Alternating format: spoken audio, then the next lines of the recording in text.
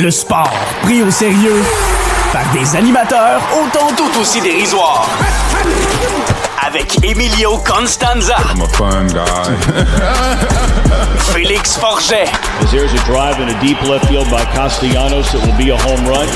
Et Pierre-Olivier Poulain. This man was a bona fide scrub. He can't play.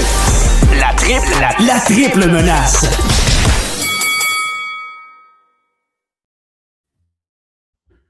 Messieurs, n'est-ce pas la semaine la plus prototypique québécoise que l'on vient d'avoir? On parle des Canadiens de Montréal à tous les jours, on va en parler aujourd'hui, puis à chaque jour, on trouve le moyen de chialer sur la météo, et avec raison d'ailleurs. La semaine passée, on s'est jasé comme « Ah, hey Pop, tu commences au Saguenay, tu commences à te promener en short. » Puis encore une fois, je pense 3 fois cette semaine, je me suis levé puis j'ai envie de vomir en regardant par ma fenêtre. Là. Ouais, j'avoue que c'est tough. Ça, c'est juste un problème. Ça, c'est votre problème de banlieusard compulsif. Là. Ça, c'est pas mon problème. C'est pas mon problème. C'est le vôtre.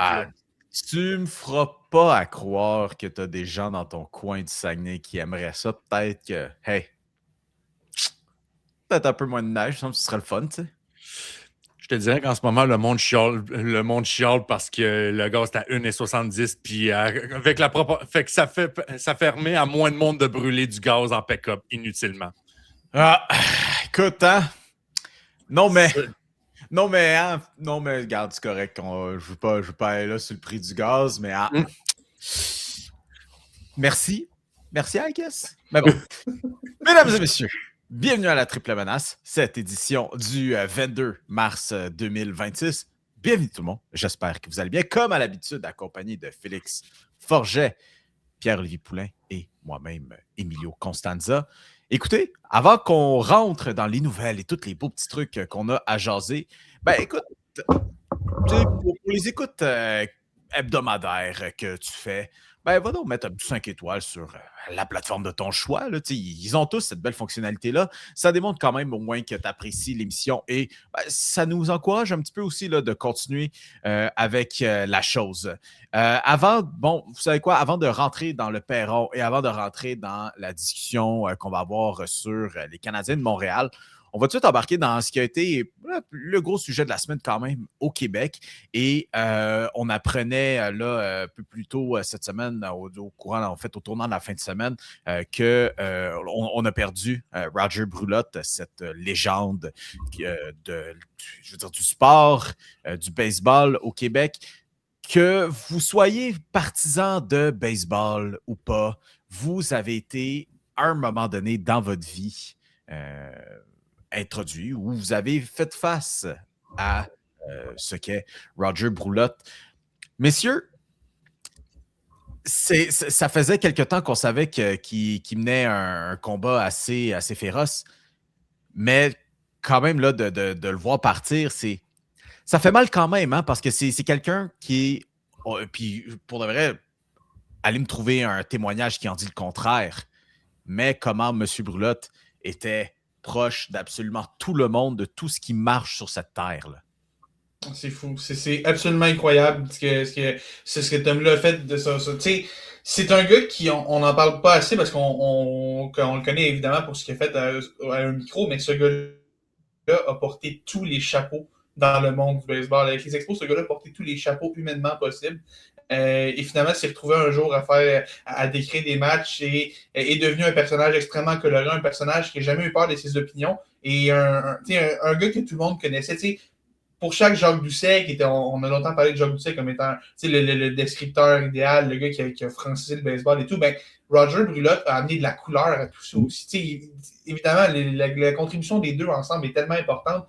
Ça a permis de donner un duo de descripteurs, de commentateurs du match qui était vraiment exceptionnel. Roger, qui est un personnage pas juste au-delà du monde du sport, c'est un personnage dans la culture québécoise en général qui est ancré, que tout le monde connaît. Tout le monde au Québec peut te parler de Bonsoir et les parties. Tout le monde peut te parler de ça. C'est un gars qui était gentil avec tout le monde, un gars qui était un vrai bon vivant, puis un gars qui était jamais meilleur, qui se pensait jamais meilleur que personne, prenait tout le temps avec n'importe qui voulait y parler et tout, puis vraiment un très très grand. Et je veux d'ailleurs lancer la POC à Pop là-dessus, parce que Pop, vendredi soir, tu es en train de travailler quand c'est arrivé et tu as livré un texte, on l'a partagé sur nos réseaux sociaux, un texte pour le quotidien.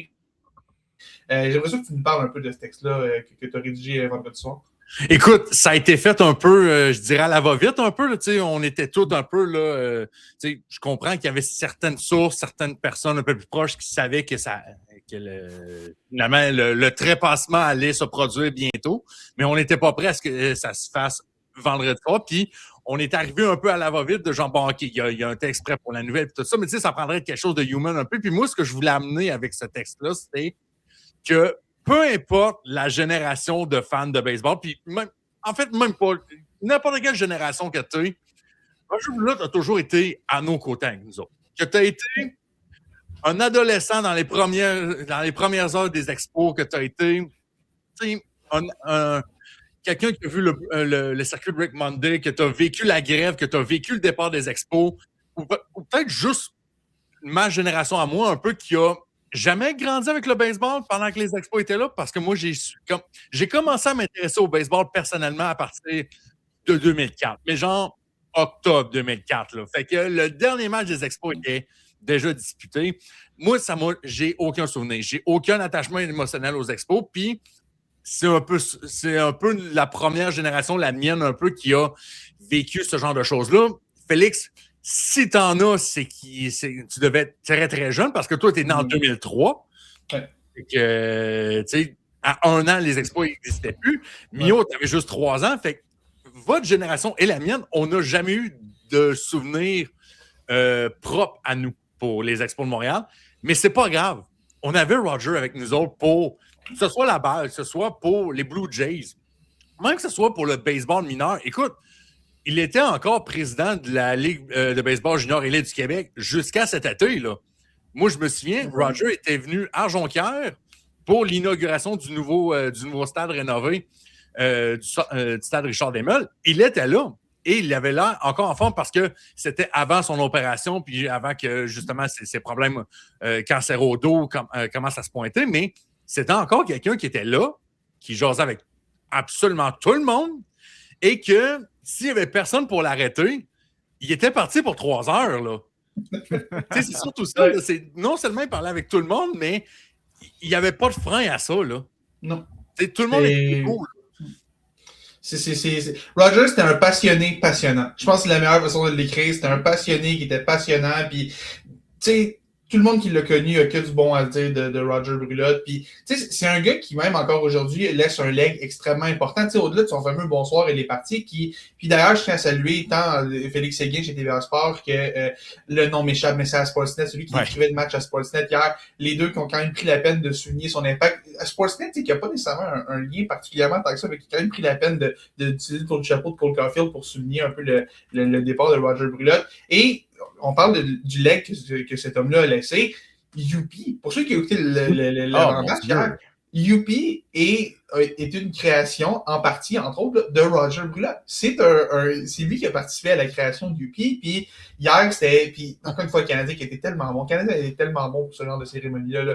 Mais de prendre la peine d'habiller Youpi en expo puis de le voir tenir sa photo de Youpi avec M. Brulotte, c'était vraiment un très beau flash. Puis, c'est un gars qu'on n'oubliera pas de sitôt, un personnage dont tu peux pas écrire l'histoire du sport québécois sans parler de Roger Brulotte. Puis chapeau aussi à tous ceux qui ont animé des émissions spéciales le vendredi soir. Je pense à Jean-Charles Lachois, Félix Séguin, à LCN, surtout, qui ont été vraiment... C'est arrivé vite. Là, probablement qu'on s'en doutait, mais ça s'est organisé rapidement, puis ils ont été là toute la soirée. Monsieur Jacques Doucet aussi, qui est allé faire une apparition. Ça, c'était quelque chose de le voir à la télévision en direct. Michel Bergeron, tous ceux qui ont parlé. Ça a été, je trouve que dans les derniers jours, les dernières 48 heures, là, il y a eu un magnifique travail qui a été fait pour honorer sa mémoire d'un des très, très grands du patrimoine sportif québécois et du patrimoine culturel québécois de manière générale. C'est un très, très grand qu'on a perdu. Et c'est un gars, je le disais, qui n'a jamais eu peur de ses opinions.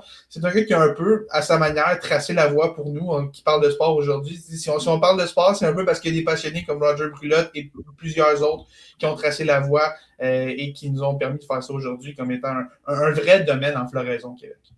Ouais, non, vraiment. Puis, je veux dire, tout le monde a souvent eu des anecdotes de près ou de loin avec Roger Brulotte. C'est Pop qui parle du fait qu'il était à Chicoutimi. Puis, tu sais, même aussi, je fouillais un peu aussi pour le coin de la Rive-Nord de Montréal, les différents engagements qu'il y a eu. Je sais que, me semble qu'il habitait aussi le coin de la MRC des Moulins, de mémoire.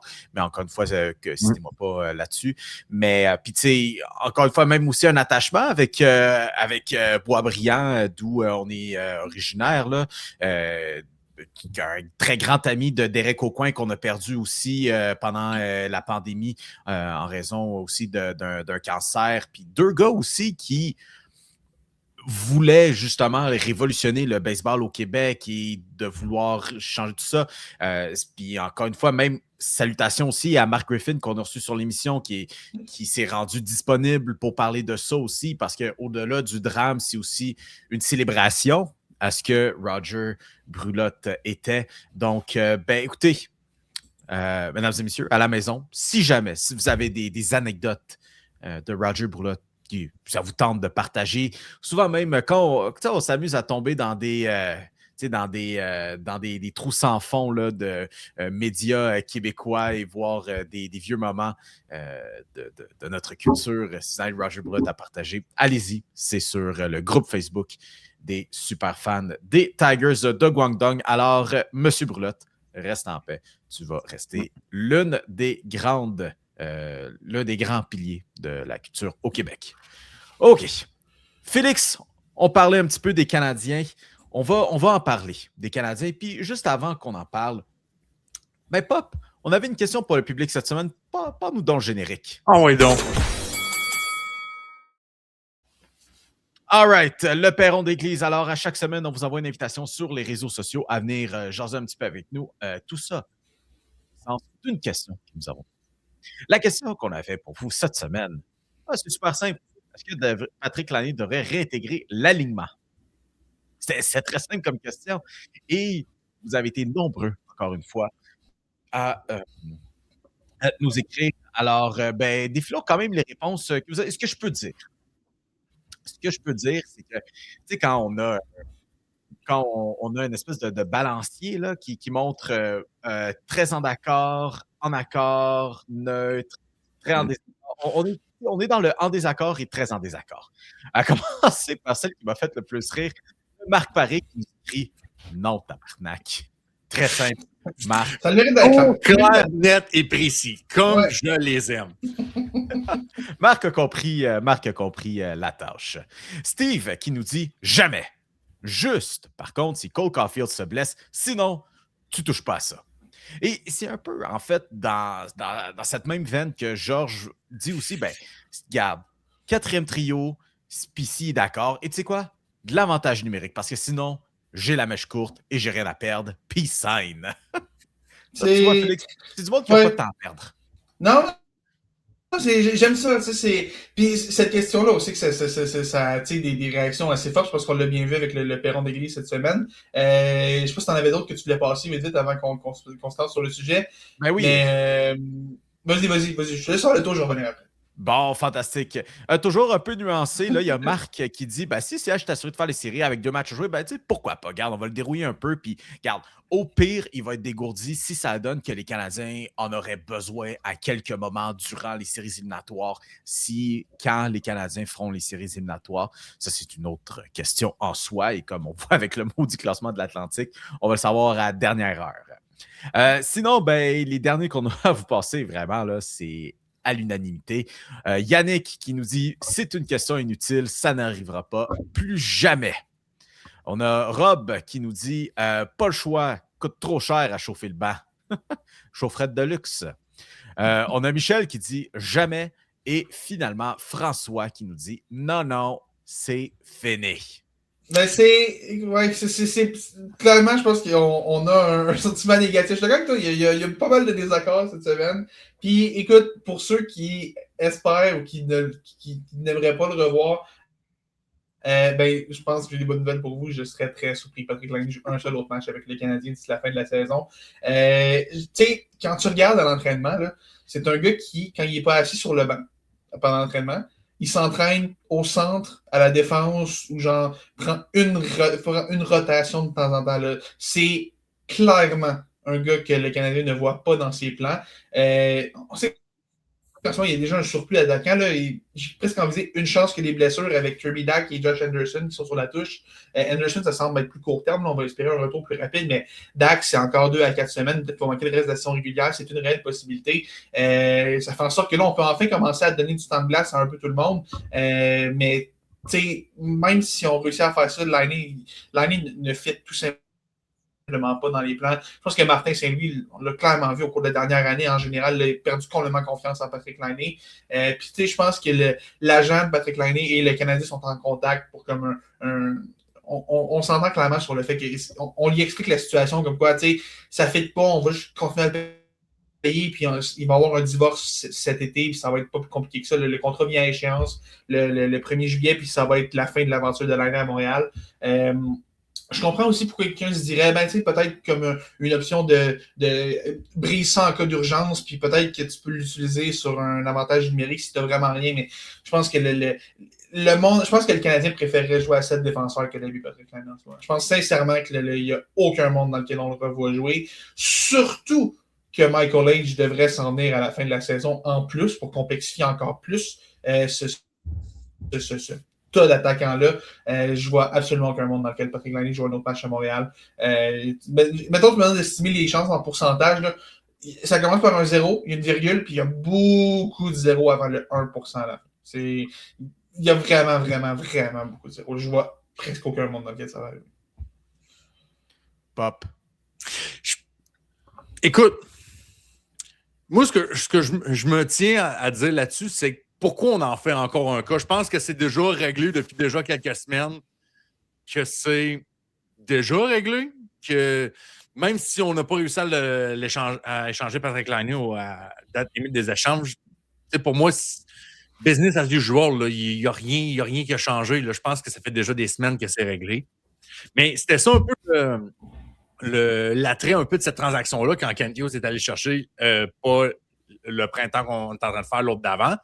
C'est que, non, en fait, pas le printemps d'avant, le printemps de l'année passée, l'autre d'avant, c'est que ce gars-là avait juste 2 ans de contrat.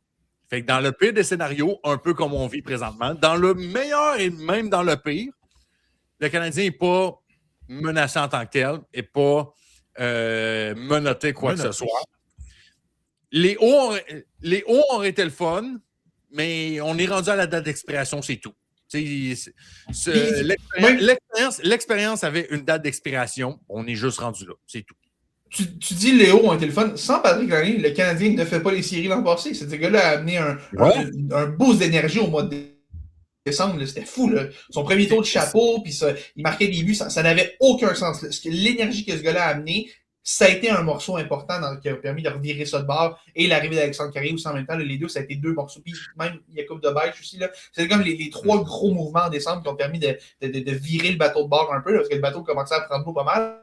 Puis tu sais, Laine a amené comme une dose d'énergie. Puis tu sais, même si en ce moment c'est un peu le bordel, son 8.7 est un peu dans les jambes, pas tant que ça, mais quand même un petit peu. Tu sais, ça reste quand même que tu as eu le positif l'an passé. Cette année, il ne dérange pas trop. Puis la transaction, ça reste que tu as quand même bien juste donné Jordan Harris, qui a fait 1 an à Columbus avant d'être libéré, parce qu'on ne voulait même pas le garder, même à contrat minimum. Et tu as eu un choix de 2e ronde. Le Canadien a un choix de 2e ronde pour ça aussi, qui a été utilisé pour obtenir Philippe Danault, qui lui contribue à l'alignement. Fait que tu sais, cette transaction-là reste quand même un succès, même si le 8.7 est un peu dans tes pattes. Mais tu sais, là, quand tu regardes ça, tu comprends pourquoi Columbus en est départi. Il y a quand même une date d'expiration avec un gars comme ça. Et là, moi, ce que j'ai vraiment hâte de voir, Patrick Laine va être joueur autonome le 1er juillet. Qu'est-ce qui va se passer avec son année? Qui va lui donner un contrat? Est-ce qu'une équipe va lui donner un contrat? J'ai vraiment hâte de voir. Sûrement. Écoute, je crois ça va aller soit au mois d'août, soit, puis je veux dire, tu sais, on est qui pour dire de ça, mais ça se peut-tu qu'on parle juste, tu sais, d'un essai C'est ce que je me dis, moi aussi. Ça va peut-être virer juste un essai professionnel. Tu sais, les Hurricanes, on sait que les Hurricanes ont beaucoup de Finlandais qui est très proche de Sébastien Cannaro. Peut-être là. Peut-être les Panthers, c'est qui est proche d'Alexander Barkov aussi. Écoute, mais en même temps, Félix. c'est peut-être le gars le moins Panthers de l'histoire, Patrick Laine aussi. Là, je pense aux Panthers, peut-être le gars le moins Panthers de l'histoire. Là. Je sais pas, mais peut-être une de ces deux équipes. Ben, si tu veux l'envoyer avec la mafia finlandaise, c'est avec les Stars. Peut-être avec les Stars aussi, serait les Stars. Ouais, c'est. Mais on sait qu'il est très très proche de Barkov aussi. Je me demande si. Un peu comme, tu sais, quand Jonathan Drouin avait décidé d'aller au Colorado après son séjour à Montréal, justement, pour aller rejoindre son ami Nathan McKinnon, je me demande si peut-être ça pourrait pas être une idée de l'envoyer là, puis de voir si ça pourrait fonctionner pour l'année en Floride. Ou est-ce qu'il n'y aurait pas du tout de pression? Il serait loin dans la hiérarchie. Tu as quand même Barkov, tu as quand même Ketchup, tu as quand même Bennett, tu as quand même Reinhardt. Puis il y a une structure claire aussi en Floride. Tout ça, je pense que si ça marche pas, à 1 million, c'est beaucoup moins grave de laisser les estrades. Ça fait beaucoup moins jaser qu'un gars que tu payes 8,7 millions par année comme c'est le cas. Mais moi, je me dis que il y a des défauts. Patrick Laine, je pense qu'on peut sans dire se tromper. Il y a des défauts à travers ça, mais le lancer est encore tellement élite. Yep. Il y a une équipe qui va le voir comme une arme en avantage numérique. Il va trouver une job, puis juste le fait qu'il soit un ailier droitier de 6 pieds 3, 6 pieds 4 avec un lancer comme ça, il n'y a aucune chance que ce gars-là ne se trouve pas de la job ailleurs dans la Ligue nationale. Mais moi, là, tout ça, là, ce qui me fait rappeler, c'est que Patrick Laine, là, ça va être, tu sais, dans ce petit groupe de joueurs du Canadien qu'on aurait vu genre 1 an ou 2. 2 ans, gros maximum. Mais dans 5 ans, on va se dire, hey, c'est donc bien cool quand on l'avait à Montréal, tu sais. Ouais. J'ai pensé à Sean Monahan cette semaine. Hey, Sean Monahan, c'est un bon, mais c'est-tu ceux que j'ai pensé? Mettons, Patrick Laine, Max Domi, Ilya Kovalchuk, puis Alexander Radulov. Ouais, pour moi, c'est les 4 que je vois ensemble que tu regardes avec la nostalgie et t'es comme ouais, mais c'était le fun quand il était là. Ouais, mais Domi, c'était cool le temps d'un an et demi. Après ça, il commence à se pogner avec tout le monde. Mais bon, regarde. Oui. Mais Laine, il y a eu une année extraordinaire. Ouais, mais Laine, t'es pas très loin de ça. Là. La première année, c'était vraiment cool, même s'il y a eu des blessures, même la fin, ça commençait à tirer à battre de l'aile un peu, mais t'es pas loin de ça quand même. Là. Puis, tu sais, au final, tu regardes ça, là, Patrick Laine, ça va avoir été, en assumant qu'il ne joue pas un autre match, je vois pas comment ça peut arriver. Là. Ça va avoir été 59 matchs, inclus les séries au total dans l'uniforme du Canadien, incluant les matchs précédents. Là. 59 matchs au total. Est-ce qu'il y a un gars qui a joué 59 matchs en 2 ans a déjà fait plus jaser au sein de l'équipe? Sérieusement, je sais pas. Mais encore une fois, c'est le contrat. C'est statut quand même, là, quand même deuxième au total. 44 buts à sa 2e saison dans la Ligue. Mais bon. Hey, voulez-vous qu'on en parle du 40 buts par contre? Ah, ça, on peut en parler. Allons-y, parce que quand même, là, comme beau petit sujet principal avec les Canadiens cette semaine, on va parler de... finalement, je pense qu'on a d'autres choix. Carey Price n'a d'autre choix que de lui concéder le titre de Monsieur Samedi Soir. Je faisais partie du camp des gens qui disaient « Wow! Calmons le pompon un peu, là. Carey Price et Monsieur Samedi Soir. Oui, Caulfield, il marque pas le samedi soir, mais c'est un gars qui marque des buts. Oui, il va en marquer le samedi soir aussi, quand il va en marquer le mardi ou le jeudi. Là. Mais je vous avoue qu'avec cette plus récente performance contre les Islanders de New York, Cole Caulfield est officiellement devenu Monsieur Samedi Soir. Et encore une fois, sans contredit et sans personne qui peut dire le contraire, en raison d'un tour du chapeau marqué où monsieur, il est allé chercher ses 41, 42e et 43e buts de la saison avant de rentrer dans cette conversation. Que pensez-vous de monsieur Cole Caulfield dans la dernière semaine?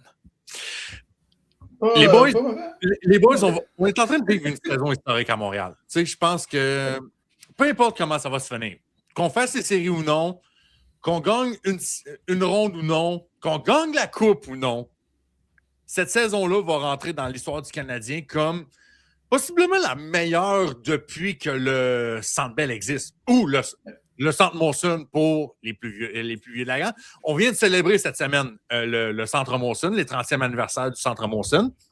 Cette saison-là est historique parce que on va avoir un gars de 40 buts qu'on n'a pas vu d'avant que je suis né. J'ai jamais vu ça de ma vie à Montréal, un gars de 40 buts. J'ai vu Max Pacioretty passer proche 2-3 fois avant de choquer en fin de saison. C'était sa blessure. C'était sa blessure en 2013-2014. Sinon, il l'avait. Whatever, là. Il a manqué 13 matchs. Il a manqué 13 matchs. Il l'a-tu pogné de 40? Non. Non, effectivement, mais tout ce que j'ai à dire, c'est qu'il y a un monde dans lequel ça serait arrivé. Écoute, bon.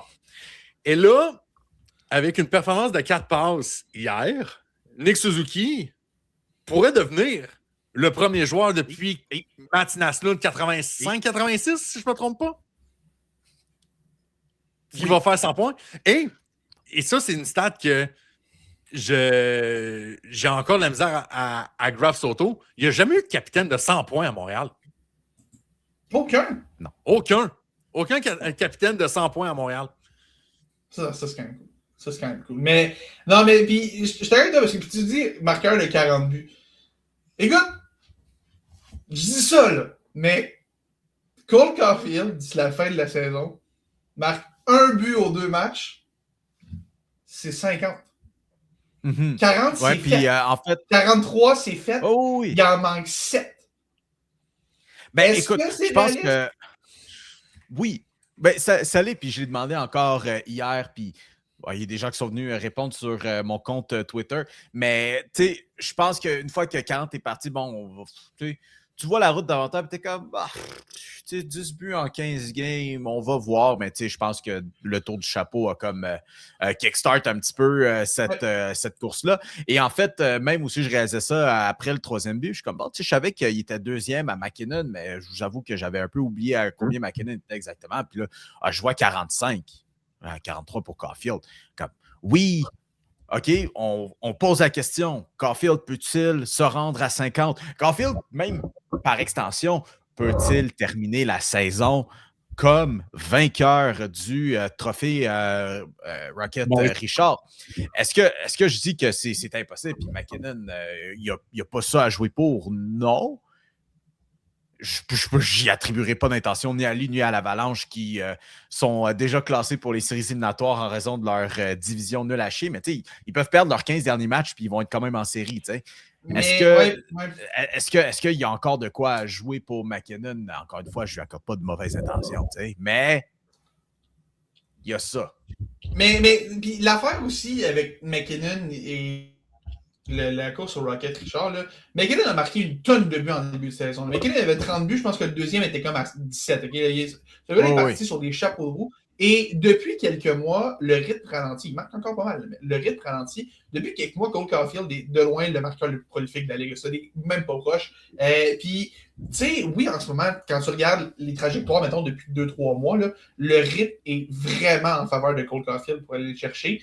Mais tu sais, il y a d'autres gars aussi qui vont pousser. Hein, puis ça ne veut pas dire qu'il a marqué 3 buts là, il va en marquer tout le temps 3. La bonne nouvelle, c'est qu'il reste 3 matchs du samedi. Fait qu'il devrait avoir 9 buts d'assurés là à peu près. J'exagère, mais à peine. Fait que bref, tu sais, tu parles de la saison historique du Canadien, Pop.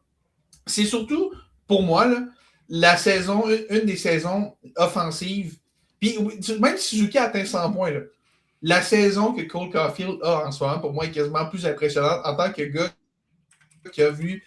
Oui, mon enfance, là, c'est de voir le Canadien espérer que Carey Price gagne des matchs 3-1. C'était ça. C'est ce qu'on espérait. Là, maintenant, là, c'est OK, combien on en marque aujourd'hui? Est-ce qu'on en marque 5? Est-ce qu'on en marque 6? Tu sais, c'est complètement différent. C'est vraiment le fun à voir. Puis, tu sais, c'est le premier, tu parlais du Centre Motion, Centre Bell.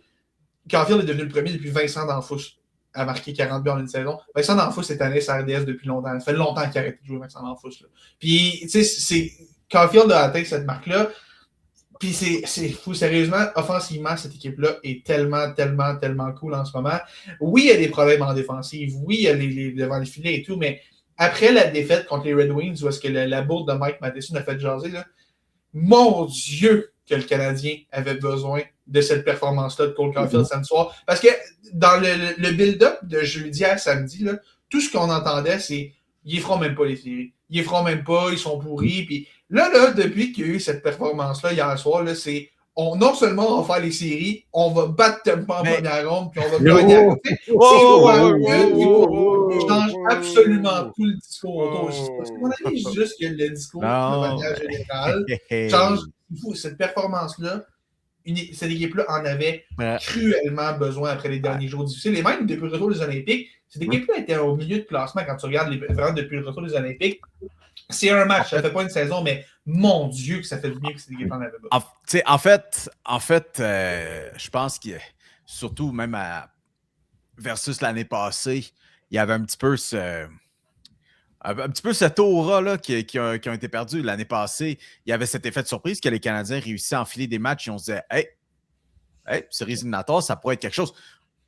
Encore une fois, je n'attribue pas des mauvaises intentions, puis je dis que ce club-là s'assoit sur ses lauriers.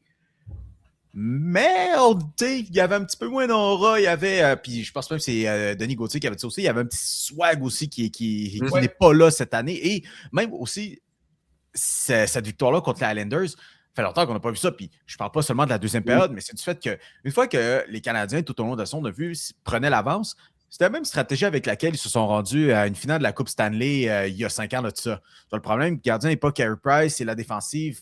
Autant avec le respect que je veux leur donner, ce n'est pas Shea Weber, Joel Edmondson et compagnie qui sont là pour défendre essentiellement et pas grand-chose offensivement. Les Canadiens, finalement, ont emporté un match en ayant une avance, mais en ajoutant sur leur avance. Et d'ailleurs, Patrick Roy, maudis-toi. C'était un troll excessivement parfait. Compte tenu du fait en plus que Zachary Bolduc a joué pour Patrick Roy dans le junior. Ils ont gagné la Coupe Memorial ensemble! C'est juste incroyable. Puis, je pense que c'est Félix qui avait dit ça hier soir, justement, après le match en message privé. Puis, ça résume tellement bien le Canadien cette année. Le Canadien lock-in 5 minutes par game. Mais tu peux dire que c'est les 5 meilleures minutes que tu vas voir de toute ta fucking vie sur une patinoire. Ça n'a aucun sens. Et hier, Ah, man, puis hier, écoute, j'ai écouté le match, puis avant de me coucher, j'ai décidé de regarder encore les faits saillants une deuxième fois, juste pour comme, j'aime ça des fois revoir les faits saillants, après juste comme revoir un peu les certaines séquences que des fois on dirait que t'as pas le temps de bien voir, là. Puis, sérieusement, là, regarde, moi, avant le match d'hier, j'étais un apôtre de, il faut renvoyer Slav sur le deuxième trio parce que Demidov a besoin d'aide. Là, ça va vraiment pas, faut aller sauver le soldat Demidov rapidement, là. Ce que j'ai vu hier, quel okay, boss? Hey, juste avant, Félix, quel boss ce Demidov, hein? 52 Ah, c'est n'importe quoi. Moi, on m'avait dit que c'était Kucherov, là, il est même pas point par game, c'est pourri, même au sauvetage.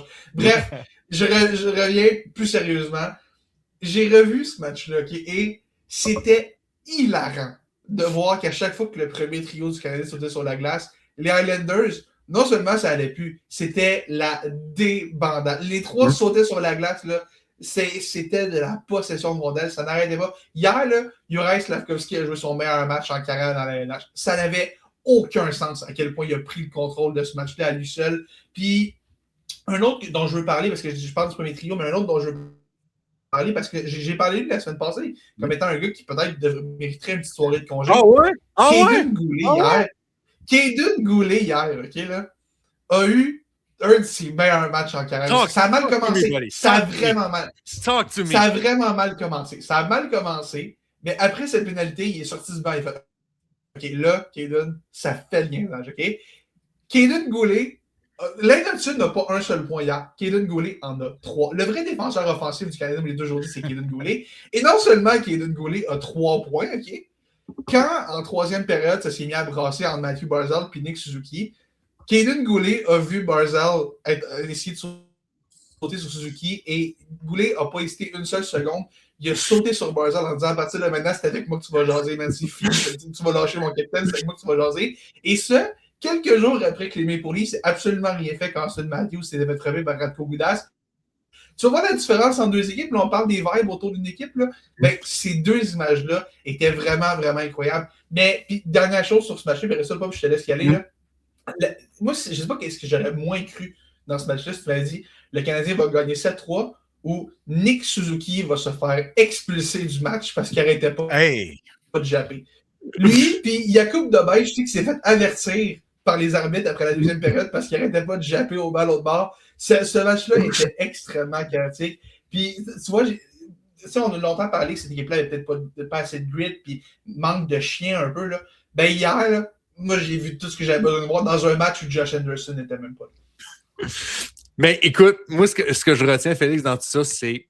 Tu sais, tu disais, on ramène Demidov, on tasse Slavkovski, on le ramène avec Newhook puis Kapanen, mais écoute, c'est pas de ta faute, OK? Tu as oublié un élément dans tout ça que tu pouvais pas prendre en considération au moment que tu as pensé ça. Yoann Slavkovski s'est rasé les cheveux. C'est vrai. Il s'est rasé les cheveux et 4 points. Moi, pour mardi, là, je serai au Sandbell derrière mardi. Là. Je veux que toute l'équipe se passe la tondeuse des cheveux. Et je veux que tout le monde ait une bosse. Obligé. Ben, Félix, honnêtement, là, regarde-nous à la tête, hein? Puis regarde c'est qui le petit exclu. Je m'en vais chez la coiffeuse mardi. Ah! Félix, t'as pas besoin d'aller à la coiffeuse pour... Félix, moi, je me le fais moi-même. Hein? Je vais même plus chaque fois, je me le fais moi-même. Écoute, moi, j'en aurais pas parce que je saute pas sur la glace. Mais si je sautais sur la glace, c'est sûr que je veux. Ça serait le pouvoir. On ramène le bon vieux stuff de Junior, parce que t'as du monde qui se bleach les cheveux jaunes avant la série. Ça, Slav, il avait dit qu'elle allait le refaire parce qu'il avait fait une couple d'années, il y a une photo de lui, genre à 14 ans, qui avait fait ça avec son équipe. Il a dit qu'il a posé quand l'équipe voulait se rendre en série. Il a complètement ignoré tout ça l'année passée. Mais tu sais quoi, s'il est pour se faire une J'en ai une meilleure pour vous. Allez-y avec les coiffeurs des tournois scolaires au Minnesota. Ah, puis c'est bon, ça.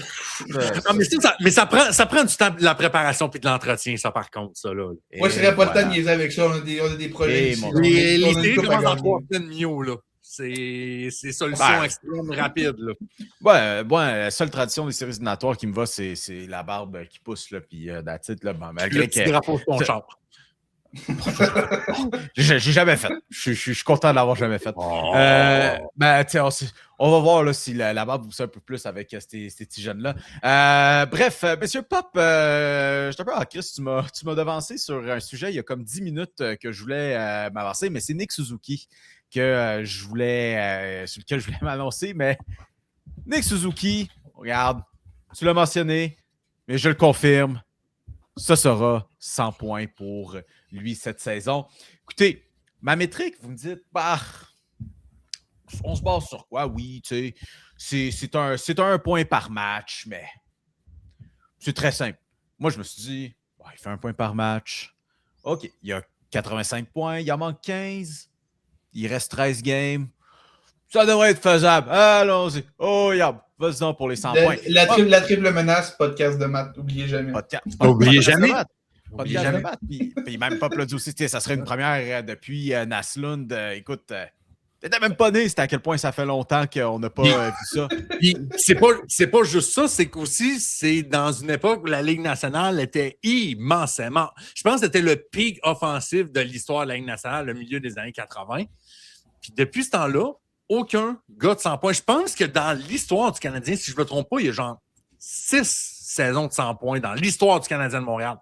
Mais pas tant que ça, parce que tu comptes un peu les gars des années 70, genre Guy Lafleur, tu sais. Ouais. Mais à part de ça, les années 60, c'est oui, Maurice Richard et compagnie, Jean Béliveau, oui. Ça ne jouait pas cette game. Mais c'est ça, ça ne jouait pas cette game-là spécifiquement non plus pour le faire. Donc, écoute, contexte historique oblige, mais on est là pour l'annoncer. Nick Suzuki va se rendre aux 100 points. Félix. J'allais dire Mio. Oui. Si tu crois vraiment que Nick Suzuki va faire son 100 points, il va le faire quand? Écoute, je sais que les Canadiens ont un horaire qui s'avère corsé. Tu sais, je sais qu'il y a notamment là, des affrontements contre les Islanders, pas les Islanders, pardon, mais les Hurricanes et le Lightning de Tampa Bay. Quand il va le faire, on va dire au match 82. OK, contre les Flyers à l'étranger. La seule affaire, c'est à l'étranger. Ça, je suis un petit peu déçu de ce côté-là, mais moi, j'ai envie de dire, là, le 11 avril... Ça sera ça. Le 11 avril contre Columbus, là, c'est un samedi au Centre Bell. C'est le dernier match au Centre Bell de la saison. Je fais 2 prédictions là-dessus. Nick Suzuki va faire son 100e point dans ce match-là et le Canadien va assurer sa présence en série le même soir. Claude Caulfield marque son 50e ce soir-là, c'était samedi soir. Mio, prends son note. On va mettre pen to paper. On va préparer tout ça. Là. pendant que Mio prend ses notes, moi, je suis juste un petit point. Écoute, Mio, j'ai rien à dire sur ton point. Moi, j'ai juste En fait, j'ai un truc à ajouter, mais c'est pas du tout un argument ou quoi que ce soit. Là. Je trouve juste ça beau qu'après, tu sais, je l'ai dit, là, moi, j'ai passé mon enfance à espérer que le Canadien gagne des matchs 3-1 parce que Carey Price allait les sauver. Là. Aujourd'hui, là, au moment où on enregistre, là, je regarde les meilleurs pointeurs de la Ligue. Là. Nick Suzuki est 7e meilleur pointeur de toute la Ligue. Sérieux, là, le mois de mes 20 premières années de vie aurait jamais pu rêver de voir un gars du Canadien 7e meilleur pointeur de la Ligue. Et sérieusement, tu regardes ça, là, il rattrapera évidemment pas Kucherov, McDavid et McKinnon qui ont tous 114 points et plus. McLeod Celebrini à 96 risque de finir en avant. Okay? Mais Leon Draisaitl est à 97. Sa saison régulière est vraisemblablement terminée. Oh non, elle est terminée. Elle est terminée, sa saison régulière. Ouais, mais c'est encore... On s'attend... C'est pas officiel, mais c'est le scénario très, très, très probable. Il y a un réel monde dans lequel, à la fin de la saison, Nick Suzuki est un des 5 meilleurs pointeurs de toute la LNH. Il y a un monde dans lequel ça arrive. Là. Puis il y a un monde dans lequel le gars qui est sur son trio gagne le trophée Maurice Richard. Fait que tu sais, on parle de comme quoi cette équipe-là avait sérieusement besoin d'attaque, puis a longtemps été une équipe basée sur la défensive. Là. Ben mon Dieu que c'est en train de changer. C'est Suzuki qui vient top 5 pointeur de la Ligue, ce serait absolument surréel pour un gars qui, il y a encore 2 ans de ça. Là. Il y a du monde qui n'était pas sûr que c'était un centre numéro 1 dans la LNH. Il y a du monde qui pensait pas que ça faisait équipe. Non, il y a encore du monde qui pense encore ça présentement. Et puis, il y a du monde qui pensait que ce gars-là ne méritait pas de faire l'équipe Canada. Ce gars-là a une réelle chance de finir top 5 pointeurs de la Ligue cette année. Je vais terminer là-dessus. Il y a toujours aussi cette fameuse clip pour un autre certain joueur ailier droit qui n'est plus dans la LNH aujourd'hui. Puis non seulement ce gars-là va finir top 5 pointeurs de la Ligue. Là. Ben, pas seulement va finir top 5 pointeurs de la Ligue. Ce gars-là va gagner le trophée Selke. Un top 5 pointeurs de la Ligue qui gagne le Selke. Ça fait un mois que son nom est dessus. Là. Ça fait déjà un mois. C'est presque... Dès qu'il y a un sondage avec des électeurs, Suzuki est toujours le favori, puis de plus en plus unanime pour gagner le Selke. Ce gars-là a une réelle chance, j'insiste, de finir top 5 pointeurs de la Ligue et de gagner le Selke. Et il y a du monde qui se disent deuxième centre. C'est quoi ça? C'est sérieux? On peut juste sourire gaga là-dessus.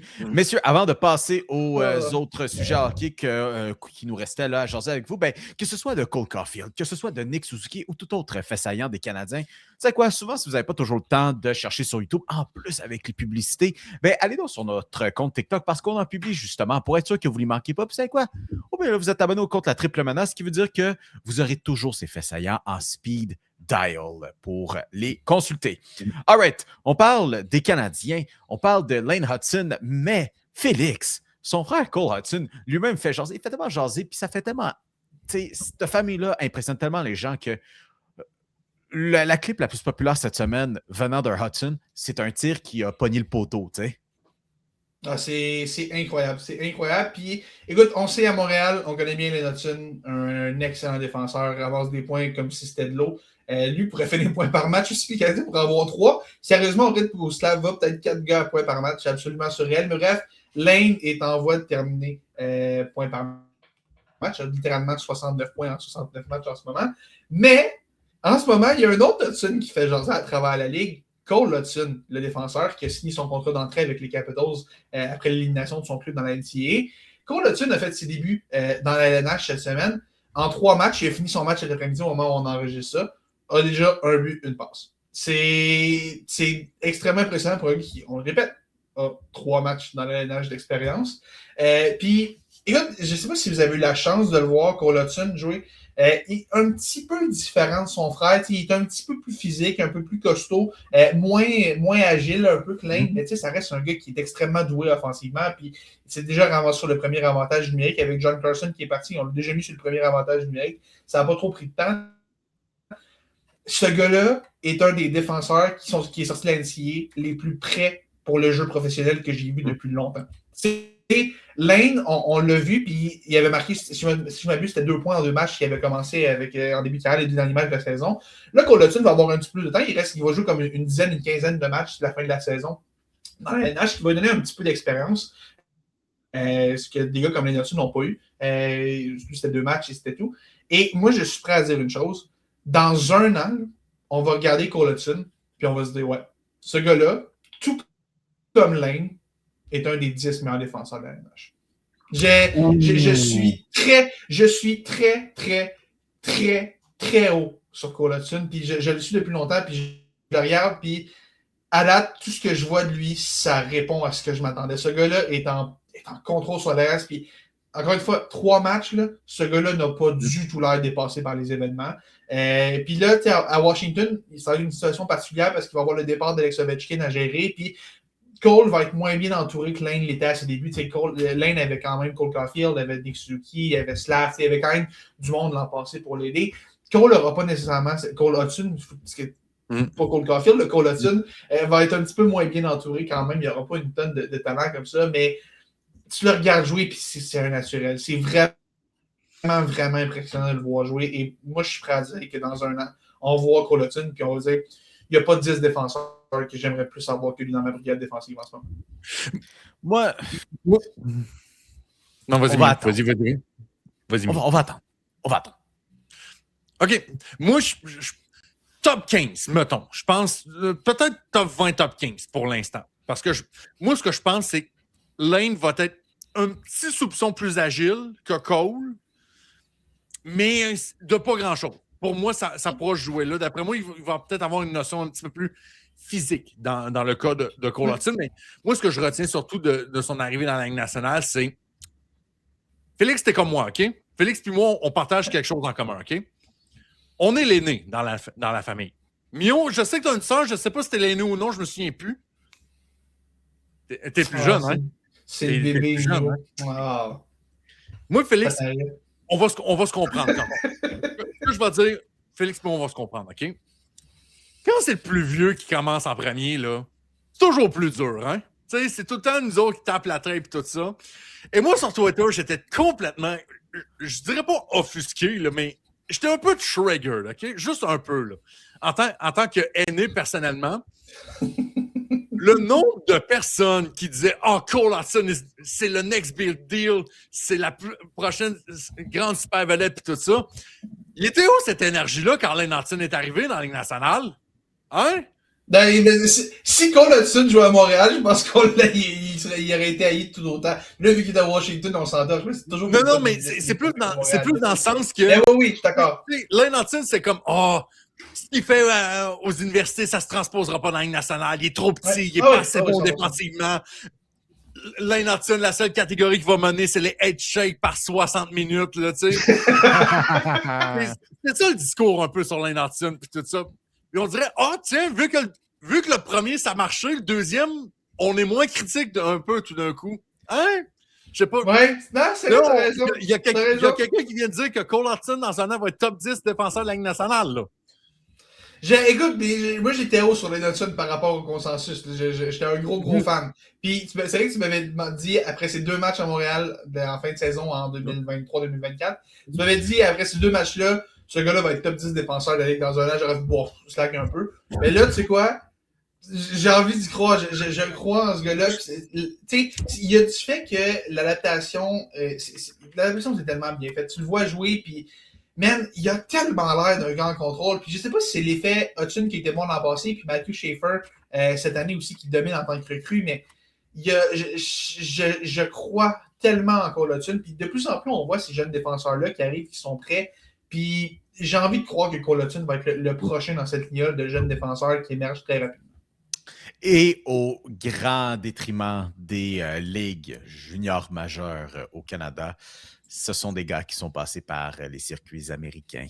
Alors, ça donne des munitions, mais on va voir d'ailleurs, programme québécois, là, la nouvelle refonte du système qui commence là l'année prochaine. Mais en fait, Schaefer est passé par le collège. Oui, mais là, on parle des frères Hudson. En plus, on parlait de Michael Age tantôt aussi, donc voilà. Mais Pop qui n'est pas encore convaincu de la refonte. Écoute, Pop, à un moment donné, peut-être quelque chose. Anyways, c'est pas le sujet du jour, mais c'est le sujet du jour, par contre, avec toi, rapidement, là, c'est qu'on n'en veut plus de la Pacifique. En d'autres mots, Pop, les tweets, merci d'avoir participé, sont déjà prêts. Oh, ils sont déjà prêts, puis je pense qu'ils sont déjà envoyés à la malle, puis je pense qu'il y en a quelques-uns qui sont déjà ouverts. Écoute, honnêtement, là, on est entre nos trois là, en ce moment. Là. La Pacifique, là, on peut s'en contre-coller pour les séries éliminatoires. Là. Honnêtement, est-ce que vous embarquez dans l'opinion que la Pacifique est possiblement la division la plus faible qu'on a jamais vue les 15 dernières années? Elle l'est. Puis, je veux dire, je veux embarquer sur ton affaire, mais oui, OK. Toutes les équipes qui vont en ressortir sont terribles, OK? Absolument terribles. Vegas arrête pas de perdre. Mais même s'ils perdent, ils ont 3 victoires leurs 10 dernières, puis ils sont quand même top 3 de cette division-là. Mais tu as quand même des histoires que tu veux suivre. Après ça, c'est pas fait pour tout le monde. Mais avec Vegas, tu veux dire, bon, OK, Mitch Marner, tu regardais les Oilers. Hey, tu sais quoi? L'avant-dernière chance avec Connor McDavid, les Ducks. On va voir ce que les Ducks sont faits en séries éliminatoires. C'est ça que je veux voir, moi. OK. Mais je regarde la Pacifique en ce moment. Je C'est terrible. Moi parce que... Non, mais je l'ai vérifié quelque chose. Il y a une stat qui est folle. Okay? Parce que je savais que les Ducks menaient la division avec un différentiel de but négatif. Ça, je savais ça. Par contre, quand tu regardes les 8 équipes de la division, là, sur les 8, il n'y en a que 2 qui ont un différentiel de but positif. Et ces 2 équipes-là, c'est Vegas à +2 puis les Oilers à +1. C'est le reste, là, -8, -17, -25, -35, -41, -78. À titre de comparatif, OK? Allons voir l'Atlantique pour le fun, la division du Canadien. Les Sabres, +45, le Lightning, +60, le Canadien, +16, les Bruins, +17, les Red Wings, -3, mais ça, c'est un drôle de -3. Les Sénateurs, +21, les Panthers, les Maple Leafs, -23, -29. Ça reste quand même pas mauvais pour les 2 pays équipes de la division, mais ça reste quand même pas mauvais pour la Pacifique. Puis, c'est fou, mais il y aurait 6 équipes de l'Atlantique qui mèneraient la Pacifique en ce moment. Puis, dans la métropolitaine, il y en aurait 5. Les Capitals seraient à 1 point. Ça n'a aucun sens. Ça n'a absolument aucun sens. Ben, j'ai fait le calcul aujourd'hui, là. Les 8 équipes de la Pacifique finiraient avec un total de 661 points. À 8 équipes, là. 661 points. Veux-tu savoir, l'Atlantique est parti pour finir à combien? 3 millions à peu près? Ça n'a aucun sens comment tout le monde gagne? 779. C'est quasiment 120 points de classement de plus que la Pacifique. C'est complètement fou. Puis tu sais, tu regardes ça de façon que dans l'Ouest, il y a comme 3 équipes. Il y a l'Avalanche, les Stars, le Wild, sont tous dans le central. Puis tu regardes ça, tu dis qui d'autre pourrait sortir de l'Ouest qu'une de ces 3 équipes-là? Tu sais, OK, le Mammouth, encore une fois, tu restes dans la même division, ça règle pas ton problème. Tu sais, les Ducks, les Oilers, Tristan Jarry, la seule personne qui... En fait, la seule chose que Tristan Jarry déteste plus que ses coéquipiers, c'est les partisans qui le détestent lui. Les Golden Knights, c'est pas chic. Il n'y aura pas de 3 contre 3 pour les sauver. Comment ça, les fucking Kings sont encore dans le coup avec 72 points? Le Kraken qui est tellement ordinaire. Puis même les Sharks à 70 avec John Klingberg comme défenseur numéro 1. C'est épouvantable. C'est absolument épouvantable. Puis, tu regardes dans l'Est, il y a une équipe, une super bonne équipe, même il y en avait 2. Là. Imaginons que les Red Wings, les Sénateurs ne font pas les séries, ça pourrait être les Islanders aussi. Là, mais il y a même vraisemblablement 2 de ces 3 équipes-là qui ne feront pas les séries. Dans l'Ouest, les Ducks devraient les faire, les Oilers devraient les faire avec Tristan Jarry, puis les Golden Knights vont rentrer avec 31, 25, 14. C'est pathétique. C'est absolument pathétique. Comme je comprends ton point, je les laisserai quand même rentrer parce que ça va permettre aux équipes de la centrale, les vraies bonnes équipes de se faire la main et de les rincer en partant. Puis, sais-tu quoi? J'avais quasiment envie d'inclure la métropolitaine là-dedans, juste parce que les Hurricanes, je m'en fous totalement d'eux autres, mais je n'irai pas jusqu'à ce point-là. Et voilà. Mais, encore une fois, je vais utiliser ce moment pour faire avancer mon agenda. Remettons du 1-8-2-7 et ainsi de suite en séries éliminatoires. Oui! Voilà, faudrait l'avoir. Oui! Messieurs, il y a du baseball qui s'en vient, mais juste avant de parler du baseball, vous autres qui écoutez à la maison, dans votre auto, peu importe, en train de faire le ménage peut-être, on n'est pas des grands photographes, on n'est pas des grands... on n'est pas très fort sur se prendre en photo des égaux portraits sur Instagram. Mais vous savez ce qu'on a par contre sur Instagram? Toujours du beau contenu puis des belles petites stories de sport à vous partager, ce qui fait en sorte que allez vous abonner au compte La Triple Menace sur Instagram. Messieurs, comme on a dit, le baseball, ça commence, là, on enregistre ça commence le 25, là, donc mercredi. Avez-vous hâte? Je sais que c'est une question rhétorique. Je sais que c'est une question rhétorique, mais tu sais, où se retrouve votre niveau d'excitement ou d'excitation, devrais-je dire, à l'aube de la saison avec ce qu'on vient de connaître comme finale, en plus de ça, la Classique mondiale de baseball? On dirait que je suis déjà saturé un peu sur mon excitation parce qu'il y a tellement eu du beau baseball durant la Classique mondiale de baseball. Que là, genre quoi, des matchs de mi-juillet, de mi-août, ça le fait plus pour toi, là? Bon, non, ça va le faire, là, mais non, je suis content, ça commence cette semaine, puis c'est l'heureuse période des prédictions de dire que mon joueur, mon agenda va être meilleur que le tien cet été. J'ai vraiment hâte, puis faut pas oublier, profitez-en, les gens. Profitez-en, parce que cet hiver, là, on n'aura plus ça, là. C'est terminé, là. C'est le dernier été de baseball avant, je dirais pas un bon bout, mais c'est le dernier été normal qu'on va avoir de baseball sans question de conflit de travail, tout ça. Fait que profitons-en. C'est juste ça que j'ai envie de dire. Très d'accord avec toi, Bob. J'ai extrêmement hâte, mais c'est un peu... C'est un petit goût amer de... Ouais, mais c'est peut-être la dernière fois. Fait que... Non, j'ai hâte de voir. J'ai hâte de voir ce que ça va donner, mais ça va être une saison très, très fun à avec, il est toujours aussi puissant Dodgers qui sont de loin les grands favoris pour gagner une 3e série mondiale consécutive. Crois-tu? Ouais, c'est histoire drôle là, que m'avait mis la puce à l'oreille de ça, mais bon, on sait il y a le nouveau système qui s'en vient pour les prises. Mais je n'étais pas au courant que vous m'en parliez, mais ça fait en sorte que, bon, il y a dû avoir maintenant tout un gros calcul des tailles, tout ça, puis ce que vous m'avez fait remarquer, c'est que tout d'un coup, c'est quoi tout le monde finalement a rétréci dans les dernières années. Tu sais, finalement, les drogues au baseball ont tellement fait leur effet que les joueurs ont rétréci. Mais non, mais tu sais, je pense qu'il y avait un petit peu de paresse dans le calcul des tailles. On sait que parfois en NBA, tu sais, c'est un petit peu mollo. Tu sais, bon, Kevin Durant, il est 6 pieds 9, puis regarde, ça va être ça, mais tu le vois à côté d'un gars de 6 pieds 11. Tu n'es pas 6 pieds 9. Puis là, au baseball, tout d'un coup, voyons, y a-tu une injection de joueurs latinos, tu sais, à 5 pieds 4 qui rentrent là-dedans? Est-ce que José Altuve s'est multiplié? Est-ce que Alejandro Kirk s'est multiplié? Non, c'est tout simplement que ça trafiquait un petit peu les tailles d'après moi avant, puis là, c'est ça, avec le nouveau système maintenant, c'est extrêmement standardisé parce qu'on va se fier sur les mensurations de joueurs pour comme établir la zone des prises virtuelles pour faire les reprises. Si je ne m'abuse, c'est Gavin Lux qui est un de ceux qui a le plus souffert, qui était affiché, si je ne m'abuse, à 6 pieds 1 et qui a rétréci vraiment. Ça a été une saison pas difficile pour Gavin Lux.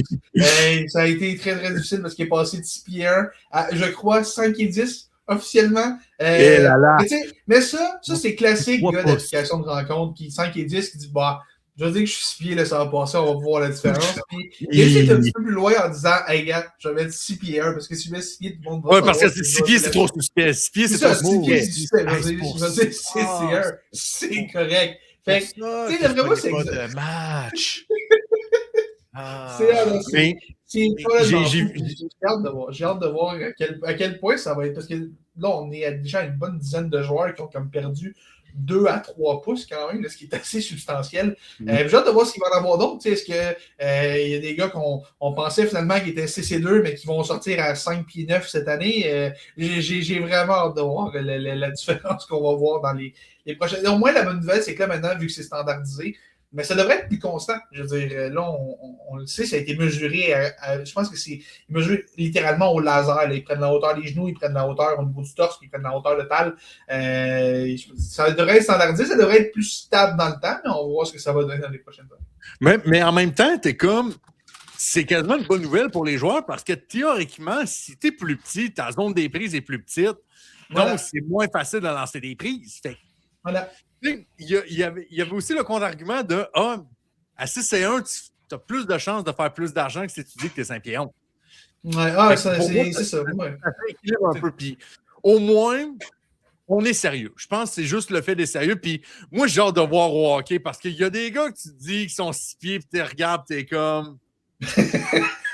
On peut-tu mesurer avec les patins d'un pied ou. Mais tu sais quoi? C'est pas la deep, c'est juste drôle d'en jaser. Ben oui.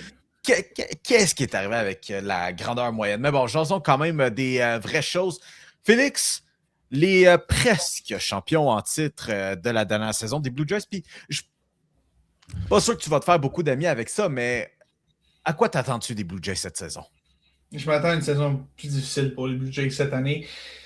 Ma prédiction, c'est que les Blue Jays, non seulement ne gagneront pas la division pour une deuxième année de suite, ils ne finiront même pas deuxième. Ils vont finir au 3e rang de cette division-là.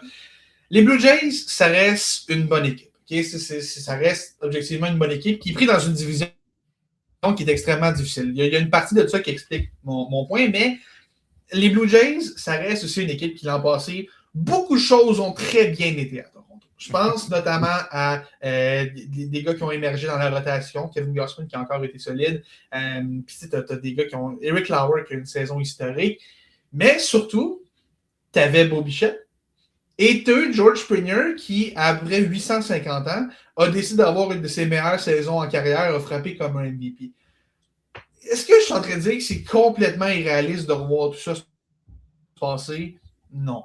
Mais quand même un petit peu. Tu sais, il y a beaucoup de choses qui devraient encore bien aller pour que les Blue Jays, qui peut-être pas une aussi bonne équipe, sur papier du moins, que, disons, les Yankees ou même les Red Sox. Je pense que ça va être eux les deux premières équipes de cette division-là. Les Red Sox sont vraiment améliorés, surtout au niveau de la rotation, qui était un sérieux enjeu pour eux l'an dernier.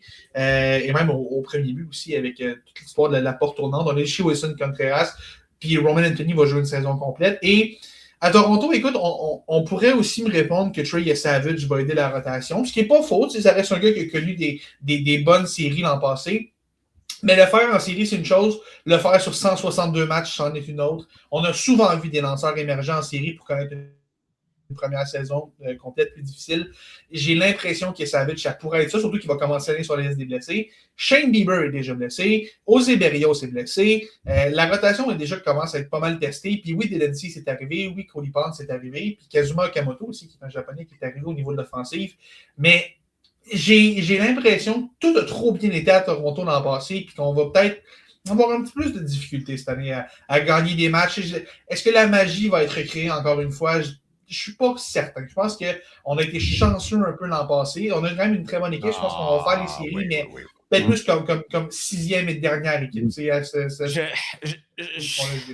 Je vais comme de revivre un automne complet là, à l'intérieur de comme les 30 dernières secondes. Puis, man, j'avais fait le deuil, mais mon Dieu, que.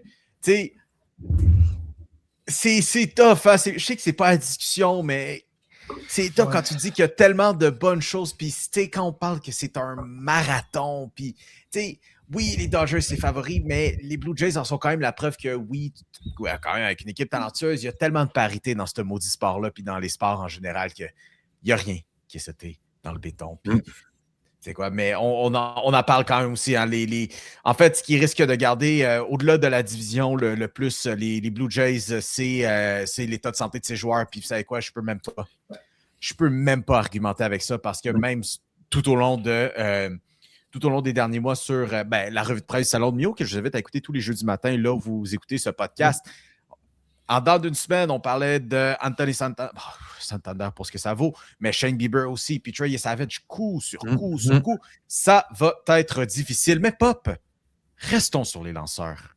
Parce que toi, par contre, là, t'as un lanceur là, pour qui tu veux venir faire un peu l'apologie. Et, je dirais même, pousser ton agenda. Quelqu'un qui, peut-être pas trop vu non plus très souvent durant la classique mondiale, hein? C'était délibéré aussi. Parce que, avec Skubal, que vous le voulez ou non, je vais vous le dire tout de suite, ce gars-là va devenir le premier lanceur de l'histoire de la Ligue américaine à gagner 3 saisons consécutives.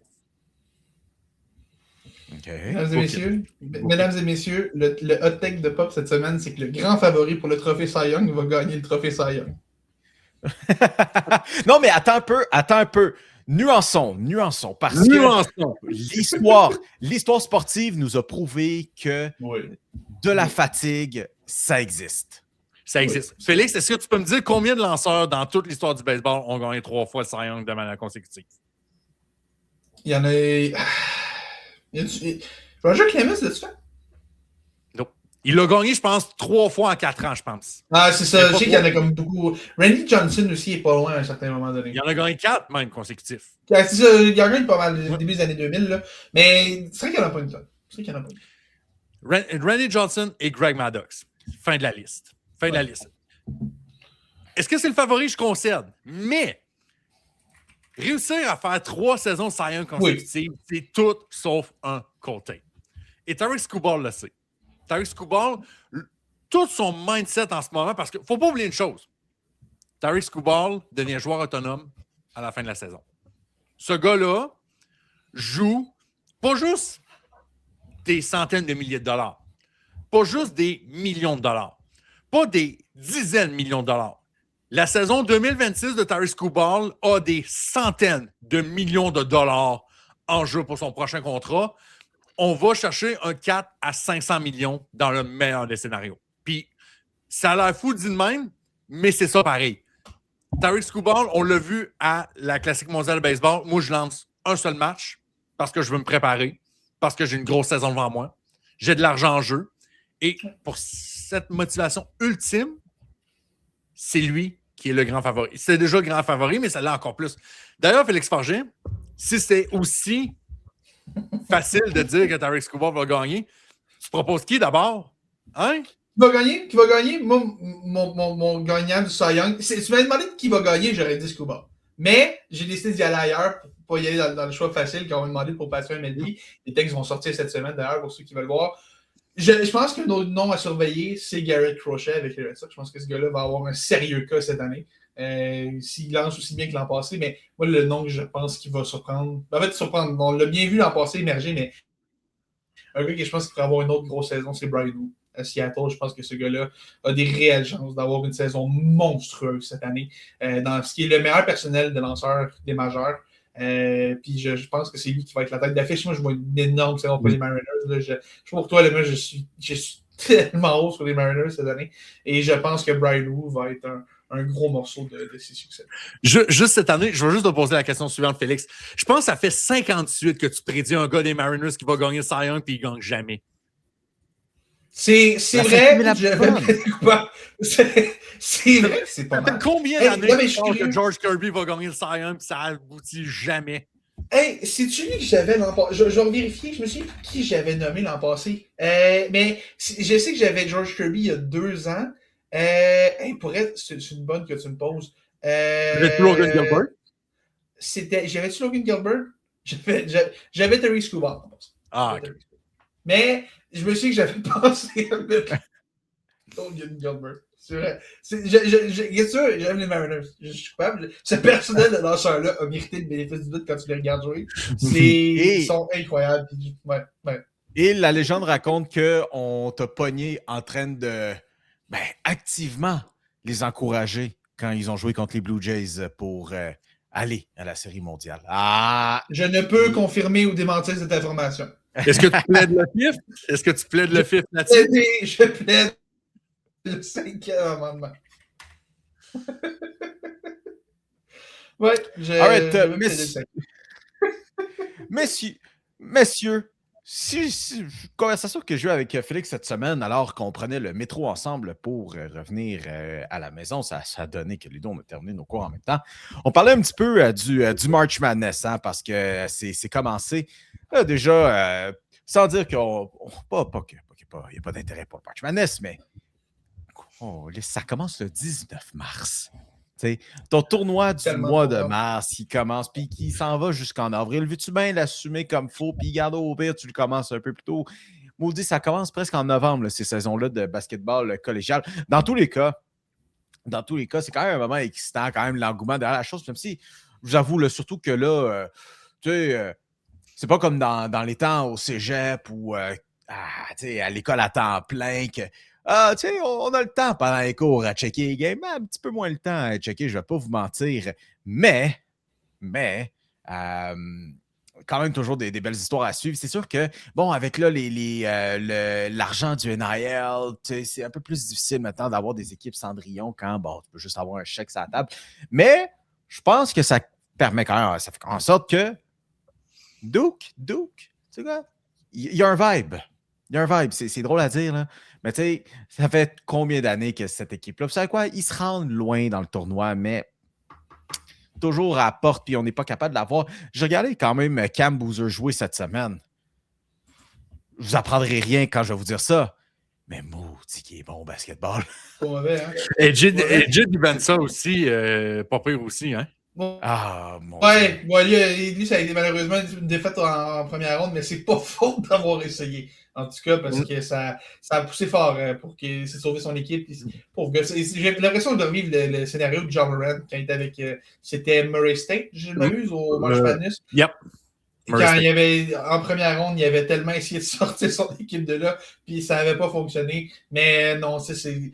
Moi, ce que je retiens le plus de ce March Madness-là, au-delà du fait que oui, effectivement, je pense que Duke a l'air bien parti pour le moment. C'est surtout qu'on dirait que la cuvée du repêchage qui s'en vient est tellement bonne. Et pour la première fois depuis longtemps, excluant la cuvée 2024 qui était juste épouvantable, pour la première fois depuis longtemps, là, on a tous les top prospects qui sont là et il n'y en a aucun qui est le clair numéro 1. Tu peux demander à 3-4 personnes, ils vont tous avoir un favori numéro 1 différent. Je pense que là, en ce moment, Dibansa est en train de confirmer son statut numéro 1. Mais tu sais, t'as encore des fans de Darren Peterson qui existent. Mm-hmm. Cameron Boozer est encore un nom qui fait jaser. Puis c'est surtout ce trio de tête-là qui commence à se séparer du lot. Mais il y a du très bon stock dans le repêchage qui s'en vient. Puis on parlait de remèdes pour éviter le tanking, mais des cuvées de repêchage comme ça, où est-ce qu'il y a autant de bons talents en haut du repêchage. Et voilà. Ça, c'est une bonne solution. Solution. Ce qu'on devrait faire à partir de maintenant, là, quand il y a un talent générationnel qui est meilleur que tout le monde, lui, il n'a pas le droit d'aller au repêchage. Lui, là, toi, t'es trop bon, va-t'en dans une autre ligue, là, on ne veut pas, puis on prend juste tout le reste, là, il n'y a plus de tanking qui arrive. C'est une blague, évidemment, juste pour être clair. C'est pour les biens de la cause. Me semble je verrais Victor Wembanyama débarquer dans la CIBL au Canada. Ouais, c'est là, débarrasse. J'en viens jouer avec l'Alliance. Oui. Ah, elle a déjà 2 gars confirmés pour cette saison. 3 même confirmés pour cette saison. Pop, reste avec nous parce que quand même, là, le fait que le March Madness soit commencé, c'est cool. On a aussi bon nombre de Québécois. Olivier Rioux, qui encore cette saison, il ne joue pas vraiment des grosses minutes signifiantes avec Florida, mais qui a réussi à avoir du temps de jeu. Chez les femmes, il y a Cassandre Prosper qui continue à jouer aussi, mais le basketball féminin, la grosse nouvelle de la semaine, c'est qu'il y aura une saison. Il y aura une saison et préparez-vous parce que si vous suivez la WNBA un peu, là, prenez-vous un masque à oxygène, là, puis une bonne bouteille là, à côté de vous autres, là, parce que là, ça va débouler. Parce que des fois, on aime ça donner le prix du citron, du raisin ou / cornet de la semaine, là. Mais moi, là, j'ai envie de donner la victoire de la semaine à la WNBA qui, officieusement, de manière verbale. Tu sais quoi? Félix, on... Moi, je dis plus rien. Moi, je dis plus rien maintenant. Mais la WNBA aurait une entente verbale entre l'Association des joueurs et la Ligue pour un nouveau contrat de travail d'une durée de 7 ans. Et je ne sais pas si vous avez vu un peu les avancées qu'on va avoir durant ce nouveau contrat de travail-là, c'est quand même... Mais moi, il y en a une que j'avais même pas pensé. Puis là, je pense que tu vas m'amener aussi sur... Je pense que je sais où c'est que tu t'embarques parce que moi aussi, j'ai eu le même réflexe. Moi, il y en a une, j'ai fait... J'aurais jamais même pensé à ça, mais c'est pas fou. Les joueuses qui sont enceintes ne pourront plus être échangées sans leur consentement maintenant. Puis, je veux dire, c'est parce que... C'est tellement pas un problème auquel tu passes dans la NBA, mais... Non, mais c'est parce que... C'est quand même un bon point. J'oublie complètement les noms, mais c'est arrivé avec les Aces de Las Vegas il y a 3 ans, j'aimerais dire. C'est vrai, oui, c'est vrai. C'est resté qui déjà? J'ai oublié le nom de la joueuse. Mais je sais que j'avais oublié ça, mais j'ai oublié le nom de la joueuse. Ouais. Mais si on peut revenir à certains points aussi, le cap salarial qui va commencer à 7 millions de dollars selon la nouvelle convention. Je vous rappelle qu'il était à 1,5 million cette saison. En 2025, on passe de 1,5 à déjà 7 millions. Et ce qui est quand même assez impressionnant, les Supermax peuvent se rendre à 1,4 million. Le salaire moyen va se rendre autour de 600 000 C'est pas beaucoup. Vous me direz que c'est pas énorme, que c'est pas beaucoup pour l'instant, mais rappelez-vous d'une chose. La WNBA, contrairement à des ligues comme la Ligue nationale où c'est 50-50, la grosse majorité de l'argent, et je ne dis pas juste la grosse majorité de l'argent, elle est dans les poches des propriétaires. Là, les joueurs viennent de faire un gros avancement. Il y a une option de sortie après la 6e année. La progression de cette ligue-là depuis 2-3 ans, j'ai hâte de voir dans 6 ans ça va être quoi. Mais je veux juste donner une bonne main d'applaudissement à nos basketteurs, à nos hoopers de la WNBA qui ont réglé leur travail parce que ça n'a pas été simple. Ça a été houleux. Ça n'a pas été simple, mais aussi, puis là, je dis ça, puis j'ai l'impression que je dois éternuer, fait que ça se peut que mon point se coupe en deux. Mais on avait peur un peu de à quel point cette ligue-là, bon, il y a eu l'effet Caitlin Clark qui est arrivé en jeu, puis on dit, est-ce que cette ligue-là, elle évolue trop vite? On commence déjà à parler d'expansion, là, il y a Toronto qui s'en vient, est-ce que ça va trop vite? On ne sait même pas si on va avoir une saison. Vous savez quoi, c'est un pari réussi, puis encore une fois, je vais leur donner un applaudissement maintenant. Bon, pour certaines joueuses de ce monde, A'ja Wilson, c'est qu'une question de temps avant que le Supermax entre en jeu. Puis, vous savez quoi? C'est le fun aussi de pouvoir commencer là, à parler de Supermax dans la WNBA parce qu'il y a quand même aussi la Unrivaled qui cognait à la porte et disait, bon, vous savez quoi? Nous autres, on va aller pogner quelques-unes de vos joueuses. Puis, pendant qu'elles ne sont pas dans la WNBA, elles seront chez nous puis elles vont faire plus d'argent qu'avec votre ligue. On voit tellement de fois là, ces joueuses qui vont dans des entrevues puis qui parlent du fait que la majorité de leur argent qu'elles se font, là, c'est avec les commanditaires, là, c'est pas avec la ligue. Là. Oui. Puis écoute, moi, c'est là que j'ai hâte de voir comment on va. C'était tellement bien timé, cet événement-là, directement après ton point. Mais écoute, la question que j'ai hâte de voir, parce que tu sais, avec là, les grosses avancées au niveau salarial, un truc qui va être déterminant pour la Ligue, ça va être d'aller chercher du financement adéquat pour justement permettre de rémunérer ces joueuses-là avec les nouveaux seuils qu'on a établis. Parce que c'est une chose de promettre de l'argent aux joueuses, mais on sait historiquement, ça commence à changer, mais la WNBA n'est pas la ligue la plus rentable qu'on a parmi les grandes ligues majeures. Mais là, on sent que cette nouvelle convention collective-là a au moins pour effet de crédibiliser le projet, de donner une vision à long terme. Là, maintenant, il y a une hausse de popularité aussi depuis quelques années, notamment avec l'effet Caitlin Clark, Angel Reese, Paige Bakers et toutes les autres qui vont suivre par la suite. Maintenant, il faut capitaliser puis aller chercher les sources de revenus qui vont permettre de crédibiliser cette ligue-là pour de bon. Parce que là, ça commence à aller bien. Tu as une belle vague, tu as une vision à long terme, mais ta vision puis ta belle vague de popularité vont valoir seulement quelque chose si tu es capable d'aller chercher l'argent pour la faire vivre à long terme. Puis c'était aussi tellement important de régler ce conflit de travail-là parce que s'il avait fallu qu'on sorte une saison après tout l'amour et le positivisme qu'on avait eu là-dessus, ça aurait été tellement un setback. Je veux juste conclure les dates à retenir pour la WNBA. 6 avril, les drafts d'expansion, les Valkyrie, le Tempo à Toronto, 6 avril. 7-11 avril, le Free Agency qui commence. 12 au 18 avril, là, c'est la période qu'on peut commencer à signer. 13 avril, le repêchage. C'est vrai, le repêchage, il est après. Le repêchage, ça s'en vient. 19 avril, les camps commencent et le Opening Night, le 8 mai. Attachez vos trucs, ça va voir. Et en plus que Montréal accueille des matchs aussi du Tempo, des matchs de saison régulière. Il y en a un site qui va s'essayer, en tout cas, pour pouvoir y accéder. C'est au Centre Bell? J'ai oublié, c'est au Centre Bell? C'est au Centre Bell. Okay. Non, c'est au Centre Bell puisque en même temps, Jeff Molson et France-Margaret Bélanger font partie des investisseurs, là, des actionnaires pour le club. Oui. Il y en a un des trois sites, en tout cas, qui va s'essayer. Qui va s'essayer pour pouvoir y accéder. All right. Fait que, messieurs, dames, on arrive à la fin de l'émission. Puis vous savez quoi? Encore une fois, on a beaucoup de stock, OK? Puis c'est le fun, surtout avec le perron d'église. Continuez comme ça sur Facebook. Allez vous abonner à notre compte, à notre page Facebook. C'est tellement le fun, encore une fois. Vous êtes tellement nombreux à participer au perron d'église toutes les semaines depuis à peu près un mois déjà. Là, puis c'est toujours des belles discussions qu'on a en début d'émission. On approche de cette fin d'émission. Juste avant, OK?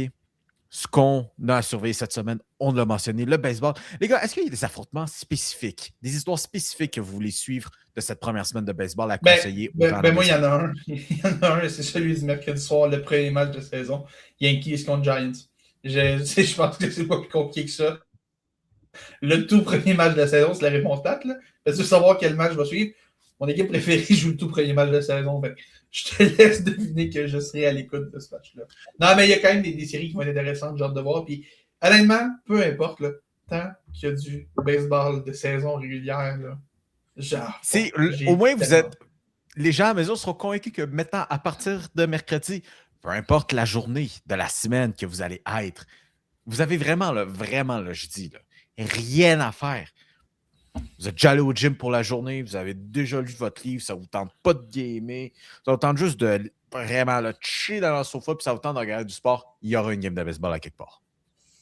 Puis t'es même pas obligé de rien faire. Tu peux faire tout ce que tu veux faire. Tu peux même travailler sa tente, tu te mets juste un deuxième écran de ton cellulaire, tu mets le baseball là-dessus, puis tu mets ça. Et les hot dogs, mesdames, messieurs, et les hot dogs. Là, bien sûr, sur la version YouTube, je montre une photo là, de cet été, alors que, bon, j'étais pas chez nous, donc j'avais pas mon cercle social habituel avec moi, ce qui fait que, bon, je me suis retrouvé une couple de fois devant la TV. À regarder, d'ailleurs, ce qui était une très belle poussée des Blue Jays, et c'est une photo avec 4 hot dogs, et pas moins, devant le téléviseur.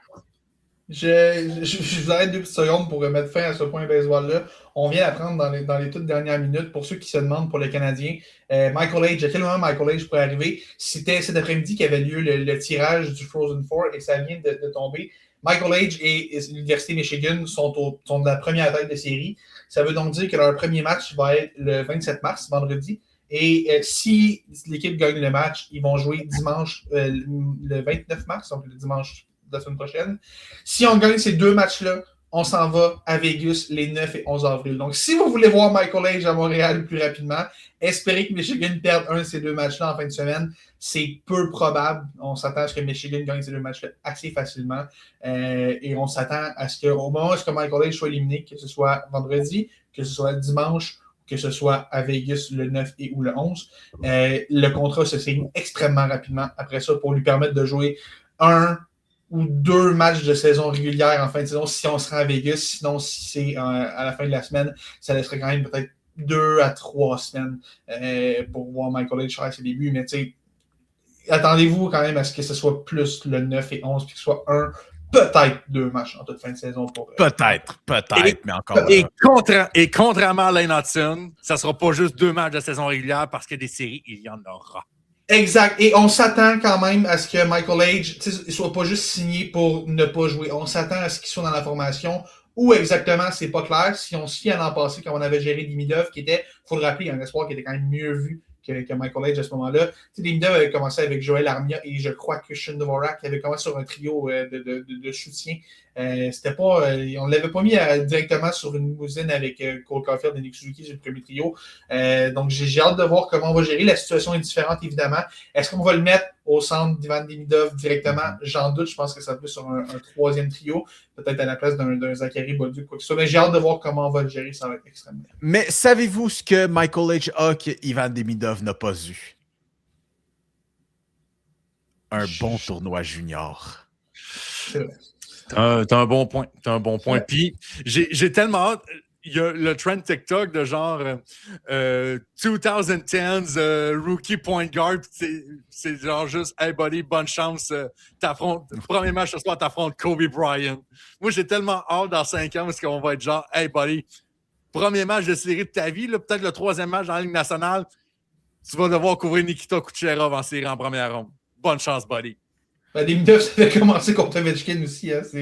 Ouais, ça a pas niaisé, ça. Oui, mais je comprends. Ovechkin avec la bédaine de bière et tout ça. Oui. La bédaine de votre cas. À quoi va parler des Canadiens? Quand même, ce qu'on surveille cette semaine, d'ici la prochaine fois qu'on se parle, là, tout ensemble, les Canadiens vont avoir 4 matchs. 2 contre les Hurricanes de la Caroline, parce que les fameux matchs à 5 h l'après-midi, hein, juste en plein souper. Tu sais, comme dans le temps, tu soupes devant la télévision, un bon vieux classique. Mais entre-temps, ça va être aussi des matchs contre les Islanders et les Prédateurs de Nashville. Messieurs, maintenant, la question sur une possibilité de 8 points. Combien de points est-ce que les Canadiens auront en banque lorsque on se reparle. Vu que le Canadien aime tellement ça, nous stresser, nous rendre la vie anxiogène, là, ça va être un 3 points sur 8. On va s'en reparler dimanche prochain. Ça va être La catastrophe. Ça va être la catastrophe. Tout le monde va dire qu'on va manquer les séries. Puis, je le vois déjà, ça va être la première victoire contre les Hurricanes, la grosse puissance. Puis Parce que Félix va être là. Oui, ça va être le point. S'il gagne, c'est mon affaire. Puis après ça va être genre le point bullshit perdu en prolongation contre les Blue Jackets. Puis contre les Prédateurs, ils vont perdre en temps réglementaire, tu sais. Oh non, même pas. Non. Tu veux donner le meilleur scénario aux Blue Jackets le mieux possible pour les garder dans la course. Non, ils vont perdre un bullshit point en sur le barrage contre Nashville. Moi, j'y vais à 5. J'aimerais ça que ça soit en haut de 4. J'aimerais vraiment ça. Je pense ça. Écoute, comme on a dit, le vent est dans les voiles. Il y a un petit pep de plus là, qui est en marche. Et, tu sais quoi, des petits buts individuels. Je pense pas qu'ils vont vous les admettre, les joueurs. Mais il y a des petits sommets personnels à aller chercher puis des sommets de concessions qui n'ont pas été atteints depuis longtemps. Alors, on surveille ça de ce côté-là, mesdames et messieurs. Puis sinon, ben, écoutez, c'est tranquille. Hein? On poursuit encore le chemin dans la NBA qui approche tranquillement pas vite sa fin de saison aussi. Et ben, la NFL, d'ailleurs, je vous invite à aller voir ça. Pas ce qui s'en vient, mais ce qui est arrivé. Il y a eu un petit tournoi là, de flag football de fanatiques. Logan Paul était là, mais lui, on s'en fout de lui. Là. Mais tout ce que j'ai à dire là-dessus, là, c'est aller un peu quand même des petites vidéos. Les États-Unis pour envoyer une équipe de retraités non officiels et d'officiels de la NFL, puis ça serait un or tellement facile. Là, Tom Brady qui était... Tu sais, Tom Brady pourrait encore jouer au football. Le gars, il a 47 ans, puis il a trouvé la fontaine de Jouvence. Odell Beckham Jr. aussi qui s'amusait à faire des attrapés à une main comme dans le temps. Ça va être le fun. Je vous invite à aller voir ça. Anyways, félicitations. Vous êtes rendus à la fin de l'émission. Alors, encore une fois, on en remarque, là, vous êtes nombreux à écouter et ça, on vous en remercie du fond du cœur. Profitez donc-en pour vous abonner aussi maintenant sur la plateforme de votre choix.